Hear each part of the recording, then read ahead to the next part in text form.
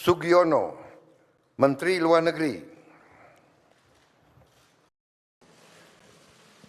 Bismillahirrahmanirrahim. Assalamualaikum warahmatullahi wabarakatuh. Salam sejahtera bagi kita sekalian. Shalom, Om Swastiastu. Namo Buddhaya, salam kebajikan. Selamat malam saudara sekalian. Sebagaimana telah saya umumkan bahwa setelah saya dilantik pada tanggal 20 Oktober 2024, malam harinya saya akan umumkan Kabinet Pemerintah Republik Indonesia periode tahun 2024-2029. Dengan kesepakatan para ketua umum koalisi kami beri nama kabinet ini Kabinet Merah Putih. Dan saya ingin umumkan susunan Kabinet Merah Putih periode tahun 2024-2029 sebagai berikut. 1. Jenderal Polisi Purnawirawan Profesor Dr. Budi Gunawan, SH, MSI, PhD, Menteri Koordinator Bidang Politik dan Keamanan. 2. Profesor Dr. Yusril Iza Mahendra, Menteri Koordinator Bidang Hukum, Hak Asasi Manusia, Imigrasi, dan Pemasyarakatan. 3. Dr. Insinyur Airlangga Hartarto, Menteri Koordinator Bidang Perekonomian. 4. Profesor Dr. Pratikno, Menteri Koordinator Bidang Pembangunan Manusia dan Kebudayaan. 5. Dr. Haji Agus Harimurti Yudhoyono, MSc, MPA, MA, Menteri Koordinator Bidang Infrastruktur dan Pembangunan Kewilayahan. 6. Dr. Andes Haji Abdul Muhaimin Iskandar, MSI, Menteri Koordinator Bidang Pemberdayaan Masyarakat. 7. Zulkifli Hasan, SEMM, Menteri Koordinator Bidang Pangan.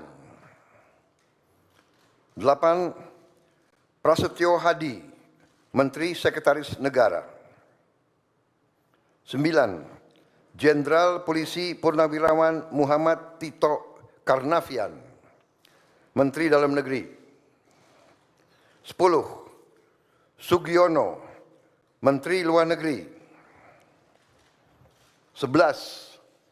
Letnan Jenderal TNI Purnawirawan Safri Samsudin, Menteri Pertahanan. 12. Profesor Dr. Kiai Haji Nasaruddin Umar, MA, Menteri Agama. 13. Supratman Andi Aktas, Menteri Hukum. 14. Natalius Pigai, SIP, Menteri Hak Asasi Manusia. 15. Dr. Andes Agus Andrianto, SHMH, Menteri Imigrasi dan Pemasyarakatan. 16. Dr. Sri Mulyani Indrawati, SE, MSc, Menteri Keuangan.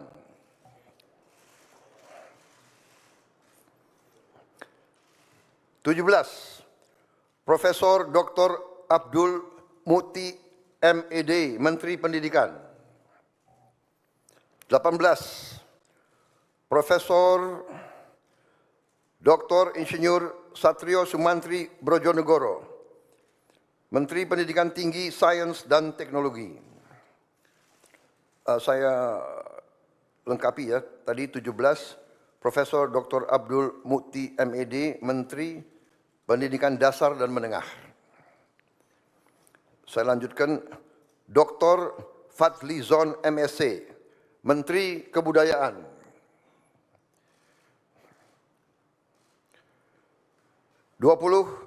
Budi Gunadi Sadikin, Menteri Kesehatan.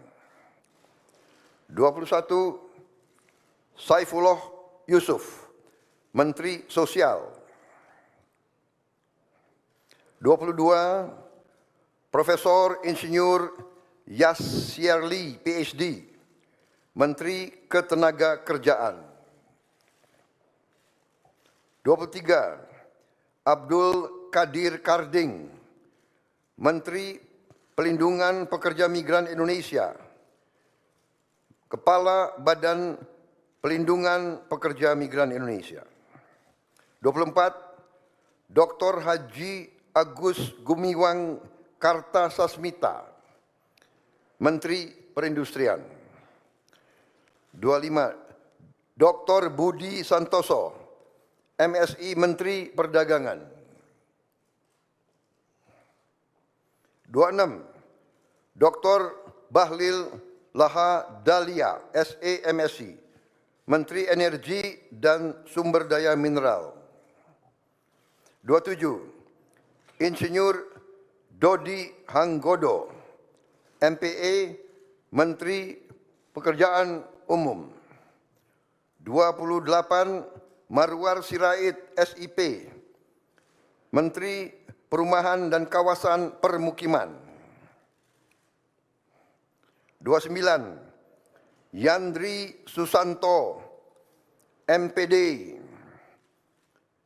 Menteri Desa dan Pembangunan Daerah Tertinggal.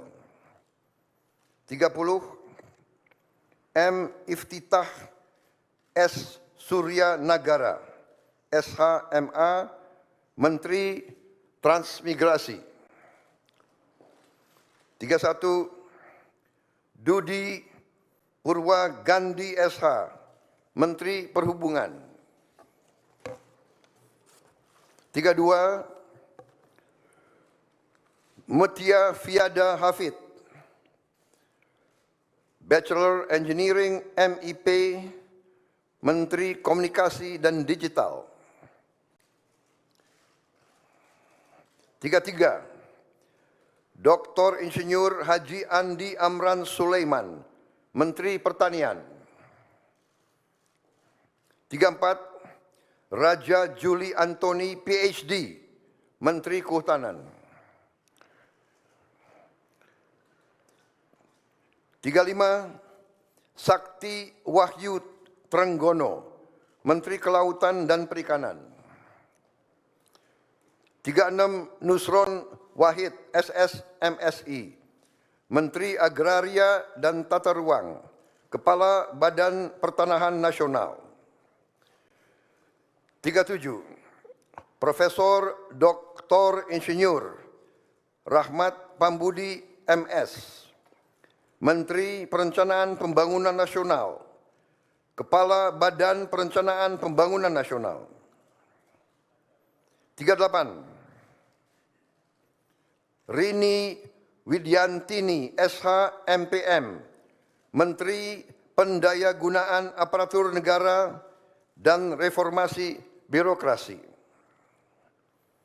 39, Erick Thohir, Menteri Badan Usaha Milik Negara.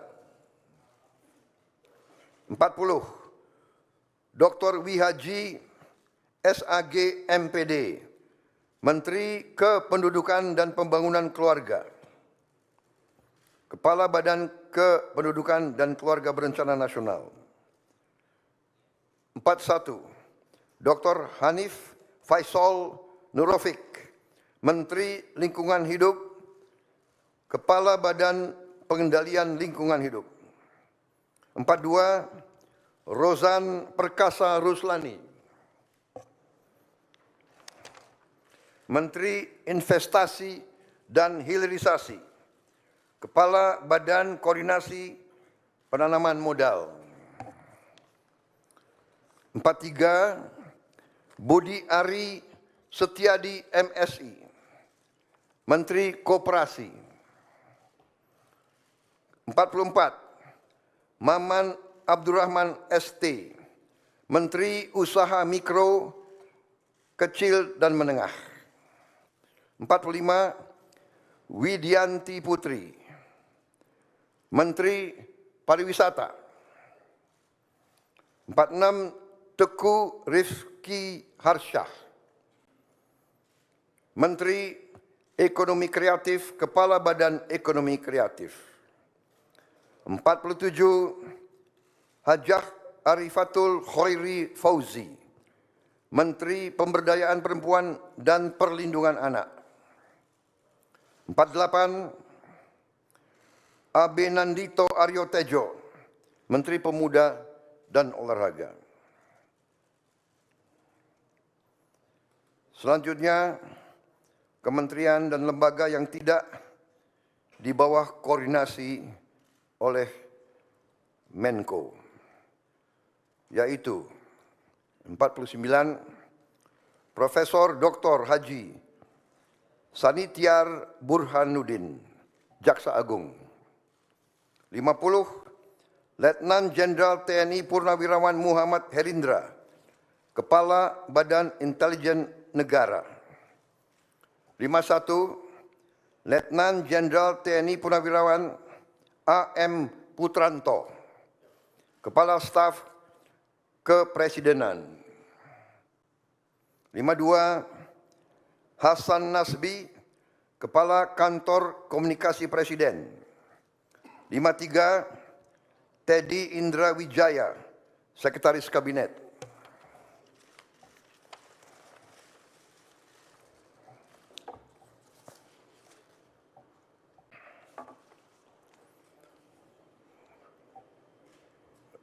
Daftar Wakil Menteri. Wamen.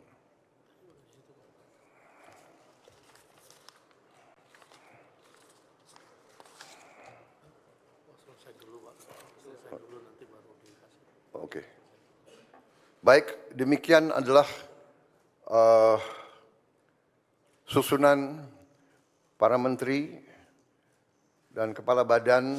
Sekali lagi selamat dan sukses atas pelantikan Pak Prabowo Gibran menjadi Presiden Republik Indonesia ke-8. Puji Tuhan saudara, setelah Prabowo Gibran dilantik, maka malamnya Presiden Prabowo mengumumkan nama-nama menteri dan kepala di lembaga Kabinet Merah Putih. Saudara, saya perhatikan di dalam daftar nama-nama kabinet Merah Putih tersebut tidak ada nama Menlu Retno Marsudi. Mengapa? Kita tahu bahwa Menlu kita sebelumnya, yaitu Retno Marsudi, adalah seorang yang sungguh memperjuangkan negara lain, memperjuangkan masalah negara lain, ya.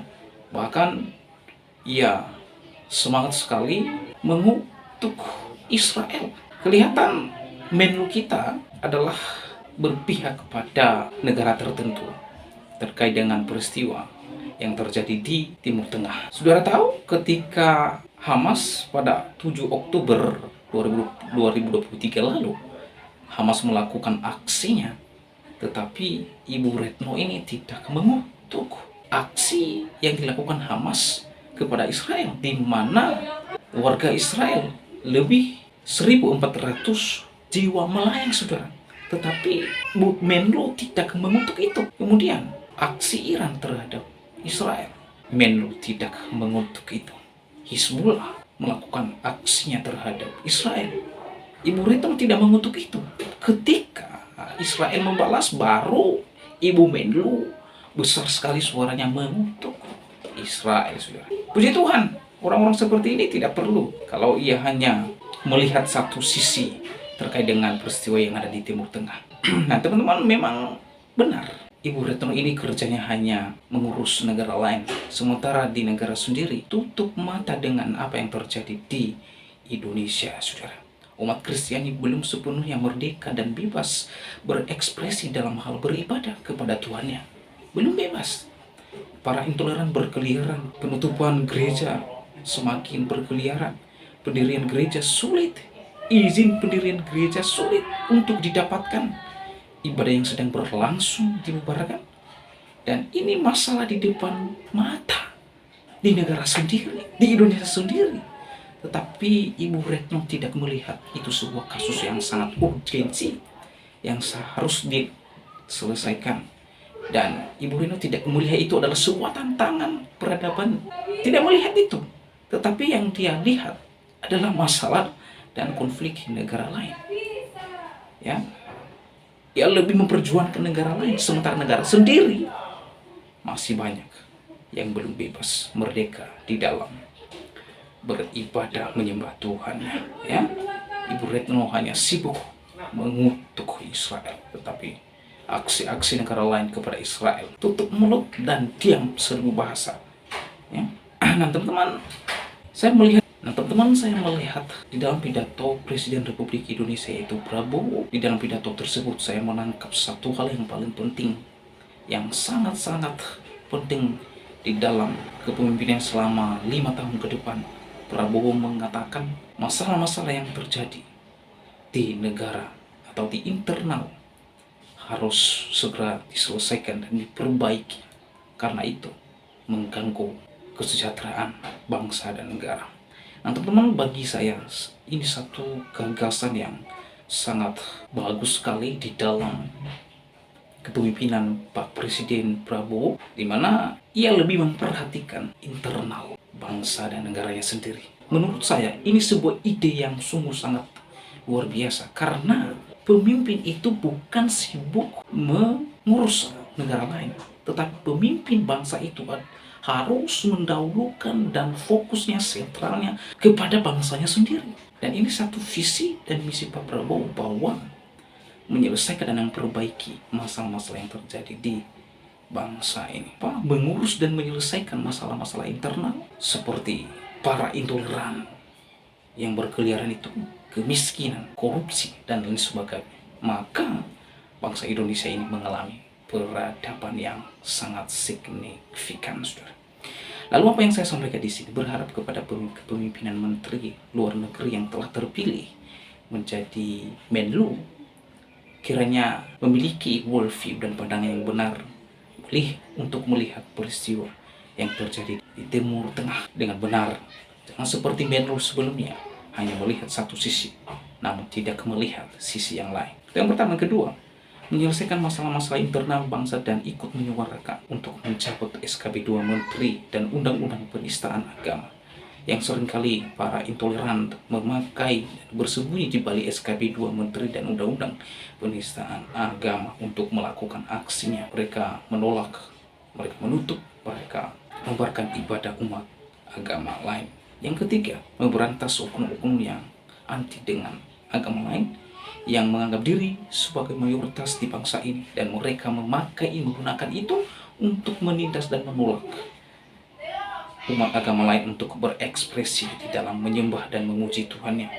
4, menindak secara tegas para penistaan agama. Saya terus berulang-ulang itu, karena penistaan terhadap umat Kristiani sungguh sangat keterlaluan dan tidak ditindak secara tegas sampai saat ini. 5, akhirnya Prabowo menjadi Prabowo dan Gibran yang sesungguhnya untuk melaksanakan amanah kepemimpinan 5 tahun ke depan. Oleh karenanya, bagaimana tanggapan dan pendapat saudara setelah menyaksikan videonya? Berharap teman-teman menonton dan berkomentar di kolom komentar dengan bijak. Demikianlah video saya kali ini, sampai bertemu di video saya selanjutnya. Dan Yesus memberkati kita semua. Shalom.